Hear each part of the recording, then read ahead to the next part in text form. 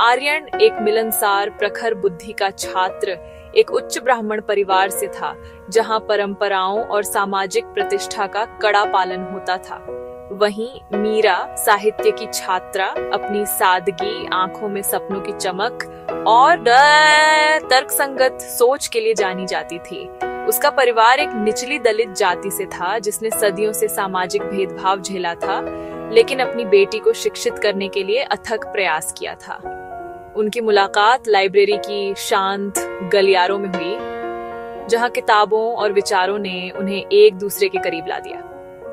जल्द ही पढ़ाई के नोट्स, कैंटीन की चाय और कॉलेज फेस्ट के बैक स्टेज की चहल पहल उनकी मुलाकातों का केंद्र बन गए। वे न केवल प्रेमी थे, बल्कि एक दूसरे के सबसे अच्छे दोस्त भी थे। आर्यन मीरा के संघर्षों को समझता था और मीरा आर्यन को उसकी पारिवारिक अपेक्षाओं के बोझ से मुक्त महसूस कराती थी। उनका प्रेम किसी कविता की तरह था, गहरा, अपाशनादो और हर बाधा को पार करने का साहस रखने वाला। समाज की दीवार कॉलेज खत्म होते ही उनके जीवन का सबसे बड़ा यथार्थ उनके सामने आ खड़ा हुआ, जब आर्यन ने अपने माता पिता के सामने मीरा से विवाह करने की इच्छा जाहिर की तो घर में भूचाल आ गया। आर्यन, हम तुम्हें सब कुछ दे सकते हैं, लेकिन इस परिवार का नाम और तुम्हारी प्रतिष्ठा दांव पर नहीं लगा सकते। उस लड़की से शादी, हमारी बिरादरी में क्या कोई अच्छी लड़की नहीं थी? लोग क्या कहेंगे? आर्यन के पिता, जो हमेशा शांत और समझदार माने जाते थे, इस बार अटल थे।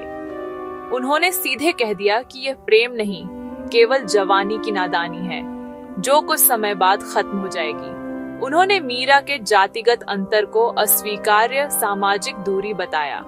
मीरा के घर भी स्थिति कुछ बेहतर नहीं थी। हालांकि उसके माता पिता आर्यन को एक अच्छा लड़का मानते थे, उन्हें डर था।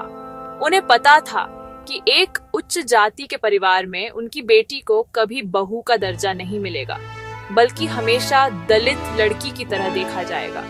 उन्हें डर था उस समाज से जो उन्हें अपनी औकात में रहने की नसीहत देता आया था। आर्यन और मीरा ने महीनों तक संघर्ष किया। उन्होंने तर्क दिए, विनती की और यहाँ तक कि घर से भाग जाने की योजना भी बनाई। लेकिन आर्यन अपने बूढ़े माता पिता को समाज के ताने झेलते हुए नहीं देख पाया और मीरा अपने परिवार को कलंकित करने के विचार से कांप उठी।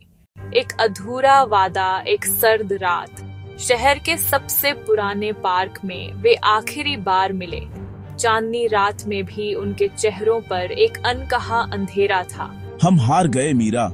हमारा प्यार इतना मजबूत था कि हम दुनिया से लड़ सकते थे, लेकिन हम अपने परिवारों को चोट नहीं पहुंचा सकते। मीरा ने उसकी हथेली थामी। उसकी आंखों में आंसू नहीं थे, बस एक गहरी टूटी हुई उदासी थी। प्रेम हमें जोड़ता है आर्यन, लेकिन जाति हमें तोड़ देती है।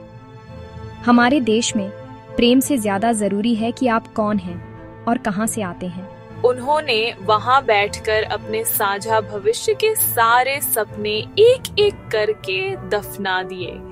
वो छोटा सा घर, वो बच्चों के नाम, वो एक दूसरे को बूढ़ा होते देखने की चाहत। उन्होंने शादी नहीं की। कुछ हफ्तों बाद आर्यन को उसके परिवार ने विदेश भेज दिया। मीरा ने शहर छोड़ दिया और अपनी जिंदगी नए सिरे से शुरू करने के लिए एक दूर के शहर में चली गई। उनका प्यार एक ऐसा अनमोल हीरा बन गया जो हमेशा के लिए दो अलग अलग बक्सों में बंद रह गया। वे आजीवन अपने दिल में इस बात का दर्द लिए जीते रहे कि उनका प्रेम इस जातिगत व्यवस्था से बड़ा नहीं हो सका।